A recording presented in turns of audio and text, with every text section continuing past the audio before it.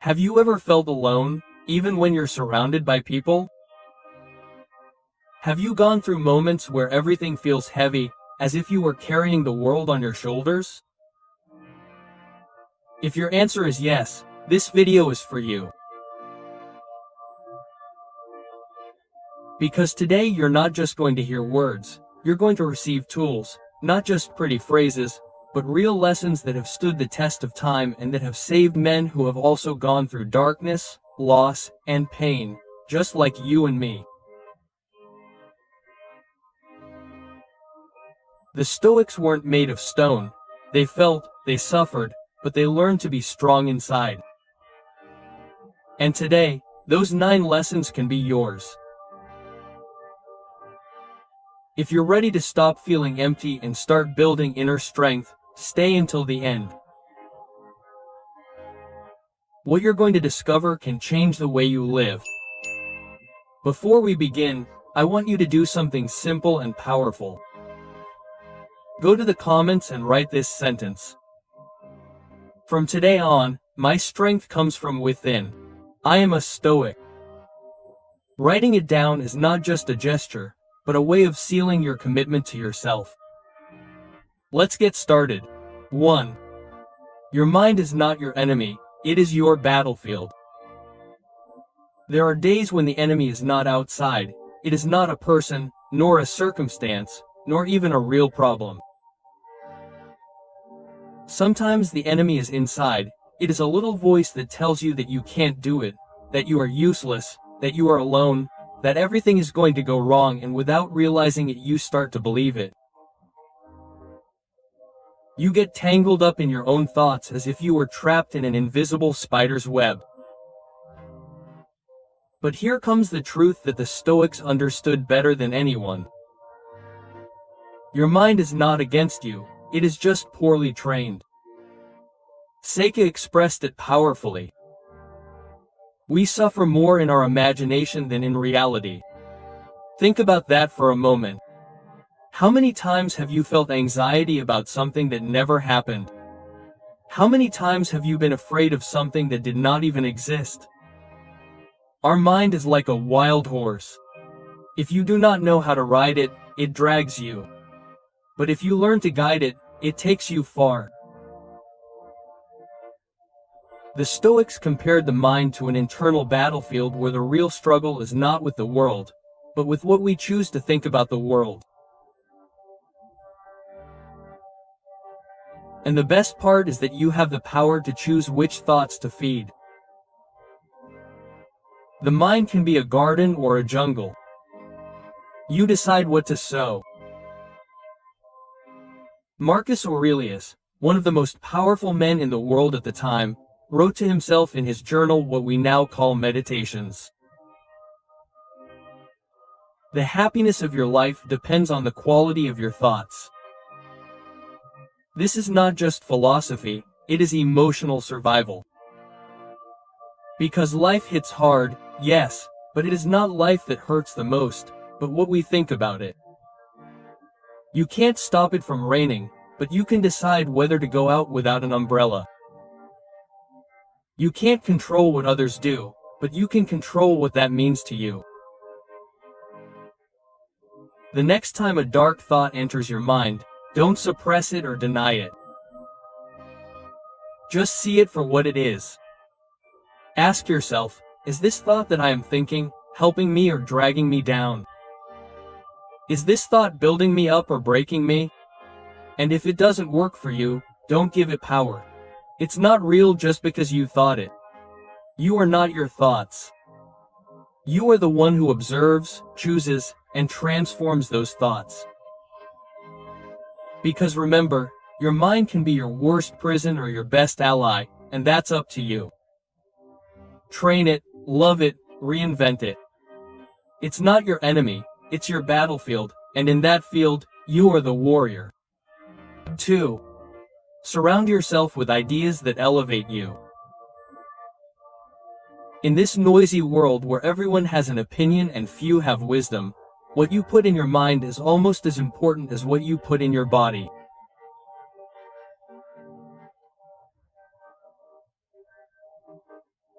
Because just as the body gets sick with junk food, the mind gets intoxicated with empty thoughts, negative news, conversations that dull the soul, and you don't need an army of people around you to feel strong or accompanied.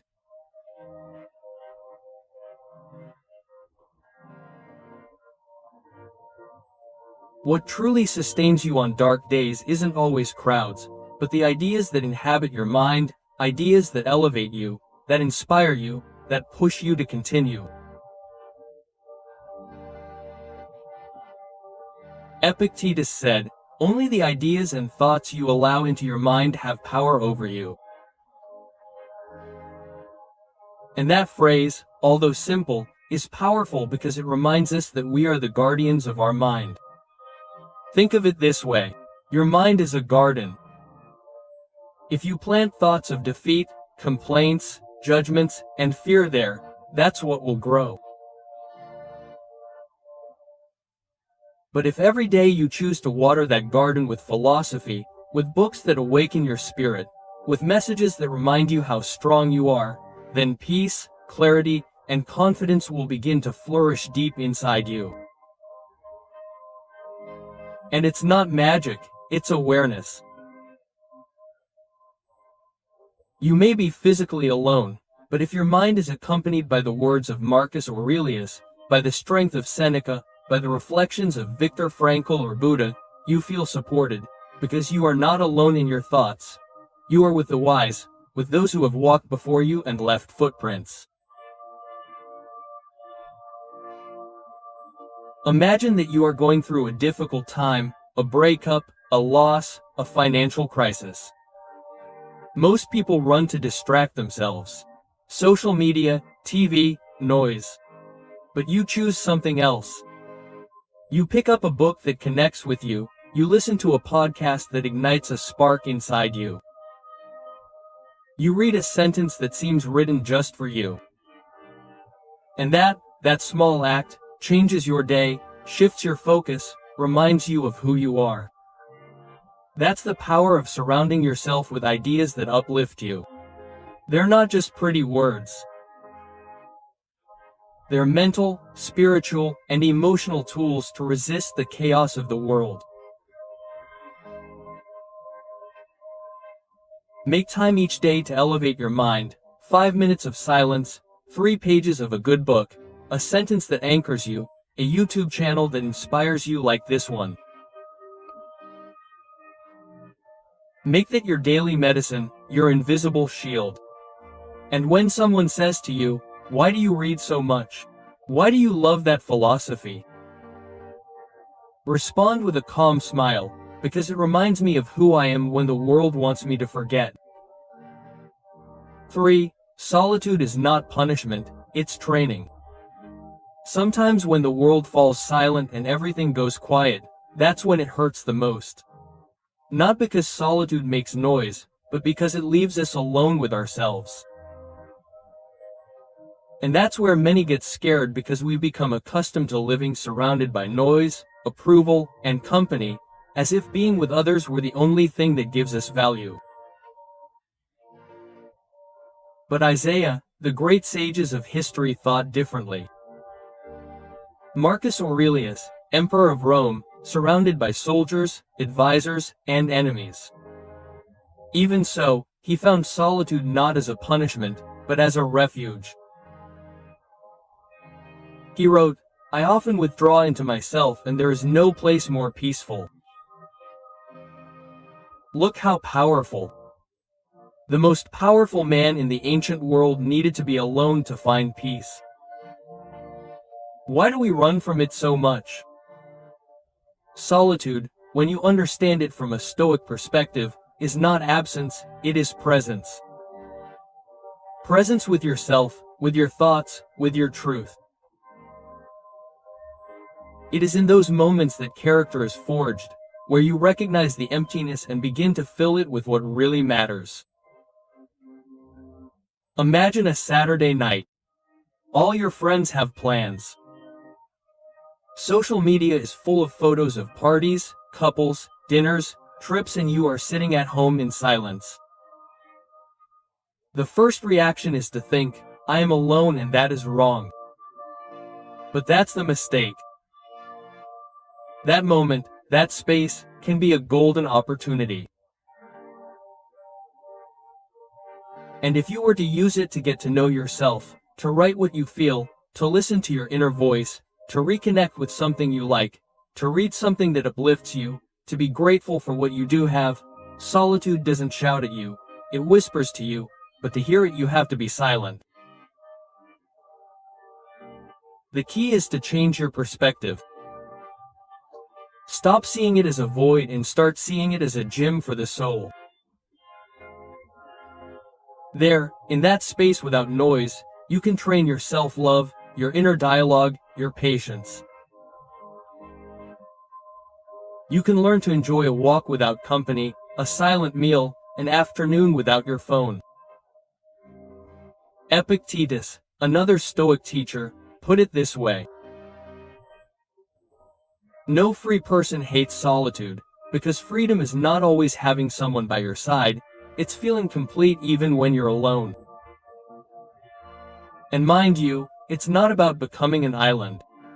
We all need connections. But when those connections are gone, don't let your world collapse, don't let yourself be missing. Learning to be with yourself is one of the most powerful acts of self-love you can do. Solitude is like a mountain.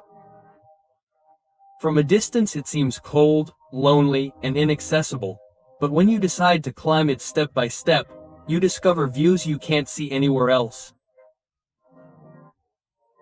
Up there at the top, you see yourself more clearly and understand that you don't need crowds to feel fulfilled. You just need to reconnect with yourself. Number 4, accept what you can't change and set yourself free. Sometimes life deals us cards we didn't ask for, and we spend days, weeks, even years trying to change what is simply not in our hands. It's like trying to stop the wind with our bare hands. You end up tired, frustrated, and empty-handed. And the thing is, much of human suffering comes not from what happens, but from what we want to happen. And it doesn't. Epictetus summed it up with a clarity that hurts, but is also liberating. There are things that depend on you and things that don't. This phrase isn't just a nice idea to write in a notebook, it's a compass for living. Because when you stop fighting what you can't control, something changes. You breathe deeper, you sleep better, you start to regain your energy, your power. Picture this. You're in traffic late for a meeting with a red light and the clock ticking. And there you are, pounding the steering wheel, silently screaming, feeling the rage rising in your chest. Now think, can you change the traffic light? Can you move the cars with your mind? You can't, but you can choose how you react. You can put on a calming song, take that moment to take a deep breath, or even mentally rehearse what you're going to say in the meeting. That's up to you. This idea can be applied to much deeper things. A loss, an illness, a betrayal, a sudden change. It's not easy. It's not about resignation, it's about letting go. Secha said it this way. It's not that we have little time, it's that we waste a lot of it. And many times we waste it in battles that are already lost before they start. Imagine you are in a river, the water is flowing strongly and you have two options. Fight against the current until you are exhausted or let yourself go, adapt, learn to paddle with what you have. Accepting is not giving up, it is letting go of useless weight, it is paddling intelligently. Accepting what you cannot change is giving yourself permission to heal. It is telling yourself, this hurts, yes, but it will not stop me. And from that acceptance a new type of strength is born, serenity. Remember, what you cannot change today, perhaps came to teach you something, and in that lesson there is gold, there is wisdom, there is growth. 5. Get strong before life forces you to do so. Life does not always give you warnings. Sometimes it hits without warning, without mercy, without compassion. And when it does, there are only two types of people: those who break and those who have been training their souls in silence. Being strong is not something that is improvised. True strength is built on calm days, when nothing seems to be wrong, when the sky is blue. That's where the inner warrior is born.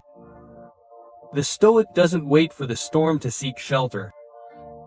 He builds it every day, stone by stone, within himself. Marcus Aurelius knew this very well. He was clear about it. Don't let your soul become a slave to what doesn't depend on you. And for the soul to be free, it has to be strong, it has to be ready. Imagine someone who trains their body every day, not because they have a competition tomorrow, but because they know that their health is non-negotiable. The mind, the soul, and the character work the same.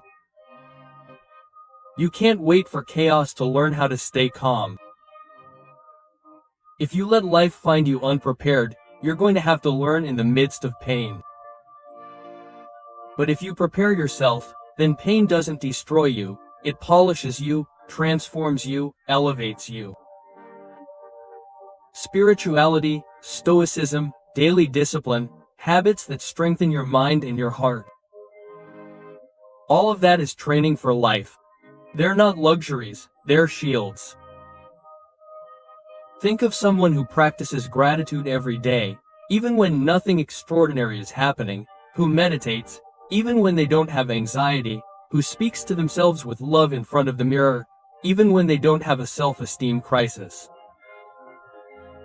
Unknowingly, that person is protecting themselves. They are cultivating deep roots, like a tree that grows stronger before a hurricane. And when difficult days come, because they do, they don't collapse. They may cry, they may falter, but they don't fall because their strength is not borrowed or improvised. It is part of them. How can you apply this today, right now in your life? Don't wait until you are alone to learn to enjoy your own company. Don't wait for a loss to appreciate what you have. Don't wait for a betrayal to learn to trust yourself. Start today with small actions. Read something that nourishes your soul. Write down what you feel. Tell yourself that you can do it, even if you don't feel it yet. Each act of self-love is a seed of strength. Every time you choose not to react from fear, you are training. Every time you choose self-control, temperance, and honesty, you become strong. And mind you, this is not about being harsh or cold, it's about being profound. It's about preparing yourself with love and discipline so that nothing and no one can steal your peace. 6. Give purpose to your pain. They say that pain is inevitable, but suffering is optional. And that phrase, which seems like a simple play on words, holds a profound truth. We can't always prevent something from hurting, but we can decide what to do with that pain. The Stoics weren't looking for a life without suffering. They knew that was impossible. What they were looking for was to use suffering as a tool for growth, not as an excuse to give up. Marcus Aurelius, one of the most powerful emperors of the ancient world, wrote in his Meditations, "What prevents action advances action. What gets in the way becomes the way."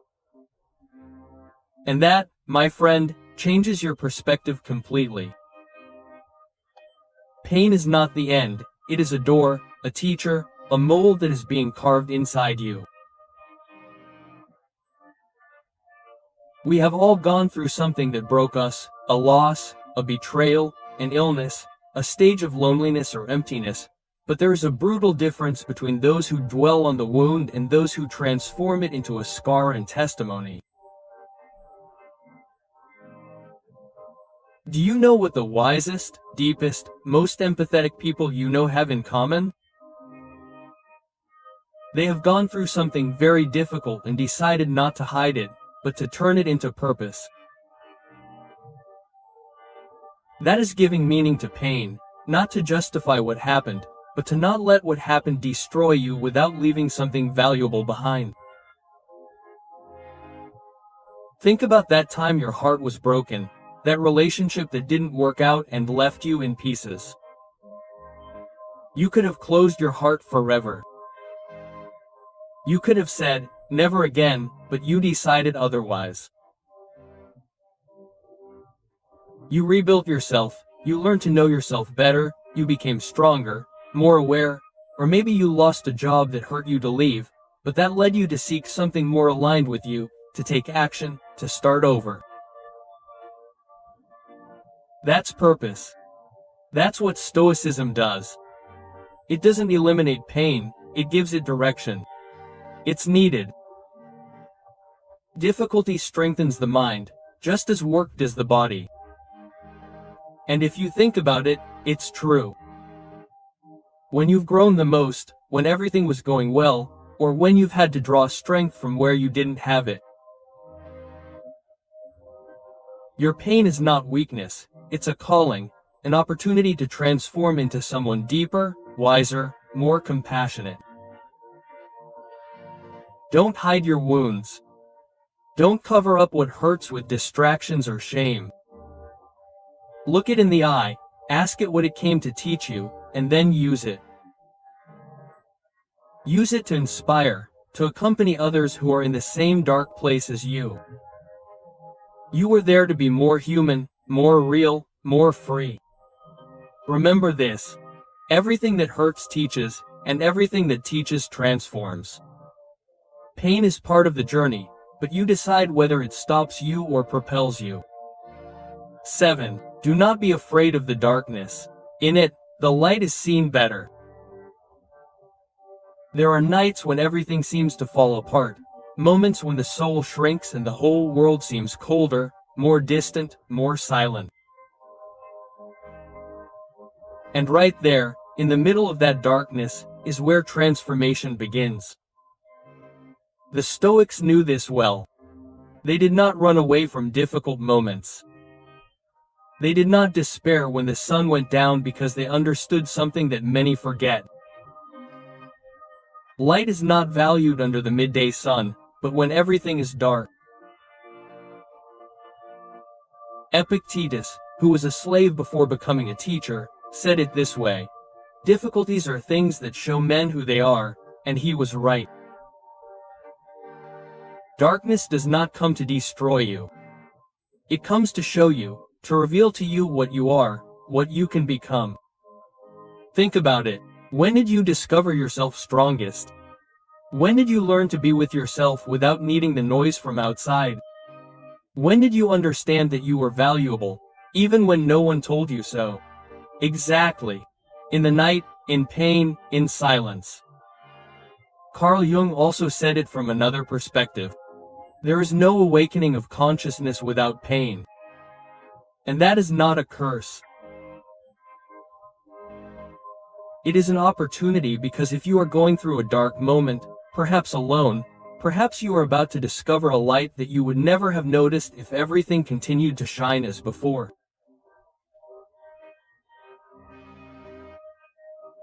Like when you are in a dark room and suddenly your vision adjusts. You begin to see what was previously hidden. That is also what happens with the soul. Séneca wrote, "Sometimes even living is an act of courage," and that phrase is used to describe the world. Makes more sense when you have to move forward without knowing where you're going, when the ground shakes, when everything changes. But bravery isn't having all the answers. Bravery is continuing to walk even when you can't see the path. Don't fear the darkness, don't run from it, don't cover it up with empty distractions or forced smiles. Embrace it, talk to it, ask it what it wants to show you, because right now, when you feel like everything is going out, you're about to turn on your truest light. And if this is your moment, maybe you're watching this message because you needed it, because something inside you told you, press play, maybe this will help me. And here you are, here we are. And I want to tell you this with all my heart. Don't give up, you're not breaking, you're rebuilding yourself. The night is not an enemy, it's a teacher. Pain is not a punishment, it's a calling, and you're not lost, you're in the process. 8. Today could be the day your real life begins. You don't have to wait for Monday, or for the new year, or for everything to be in order. Life doesn't begin when everything is resolved. Life begins when you decide to take a step, just one. Today, Marcus Aurelius wrote it clearly in his Meditations. Start being who you want to be now. Do you see? No, he said, think about it carefully. No, he said, wait a little longer. He said, start now. Because many times what holds us back is not the world, it's us. Our fear, our doubt, our habit of postponing what's important with nice excuses, and that's how our lives go by, waiting to feel ready. But who really feels ready to change their life? No one, never. The secret is not being ready, the secret is taking that step even if you're not. Imagine yourself at a train station. There in front of you is the train of your life, the one that can take you to your new version, to your dream, to your peace, to your freedom. But you're on the platform with 1,000 mental suitcases. It's not the right time, I'm not ready yet. And if I make a mistake and the train looks at you, it waits for you for a moment, but then it leaves. Not as a punishment, but because life doesn't stop. The Stoic doesn't wait for the world to give them permission. They don't need everything to be perfect. They take the step from imperfection, with fear, but with courage. As Séneca said, while life is postponed, it happens. And that's what we often forget, that life isn't waiting for us, it's happening. Now think about this. A person wants to change their life, they're tired of their routine, their habits, how they feel, they want to start taking care of their body, their mind, their soul, but they see it as so big that they get overwhelmed. Do you know what the trap is? Thinking that the change has to be huge, but, number one, change begins when you decide to walk 10 minutes today, when you close your eyes and take a deep breath for 5 minutes, when you look at yourself in the mirror and say, today I'm starting, even if it's small, because the one who takes a step today is closer than the one who only dreams of taking 100 tomorrow. As the poet Antonio Machado said, traveler, there is no path, the path is made by walking. And yes, you may stumble, you may doubt, you may get tired, but that's part of the journey. The important thing is that you don't let fear freeze you. Today could be that day, that moment when you say to yourself, no more excuses. I'm starting at my own pace, in my own way, but I'm starting. Quote 9. True strength is invisible. There is a type of strength that cannot be measured in muscles or words. It is not shown on social media. It does not need witnesses or applause. It is the silent strength, the one that is felt but not seen. The one who doesn't shout, I'm fine, but gets up every morning, even with her soul in pieces. That's true stoicism, a steady calm amidst chaos, an inner peace that doesn't depend on external noise. Marcus Aurelius understood this better than anyone. He wrote, a man's true strength lies in his soul. And yes, we live in a world where it seems like everything has to be proven. I'm fine, look at me. I'm still strong, I'm getting through this. But the one who's really getting through it needs to say it, to live it. True strength is like the deep sea. It doesn't make a big splash on the surface, but down there are powerful currents moving.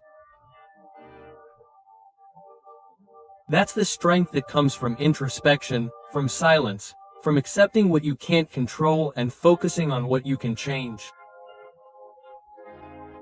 Your thoughts, your actions, your attitude. Epictetus summed it up so well. Don't explain your philosophy, live it. And that doesn't mean hiding your emotions or denying them. It means you don't need to prove anything to anyone when you know what you're working on inside. The soul that has suffered and keeps loving, that has fallen and keeps fighting, is already strong. You don't have to smile all the time to be strong. Sometimes being strong is crying and still carrying on. It's being tired and not giving up. It's not having all the answers, but continuing to walk. And you don't see that strength in the mirror, you feel it in your soul. You recognize it when you realize that you've been through storms. And today you're here breathing, living, learning. Maybe no one told you today, but you have everything you need to keep moving forward. There's a strength inside you that even you haven't fully explored. The Stoics weren't superhuman, they just decided not to give up, and you can make that decision today too. Now is your moment. Come back to this video whenever you need to, and remember, you're never alone if you learn to be your own best companion. If you've made it this far, write in the comments which of these lessons you need to apply starting today, or simply write, "From today my strength comes from within. I am a Stoic." That way I will be able to know who has completed this valuable lesson. I am very excited to know your stories of overcoming. Don't forget to subscribe and activate the notification bell so that YouTube knows that these videos really help people like you. This way we can continue creating similar content in the future. Thank you from the bottom of my heart for your time and support. See you on the next adventure.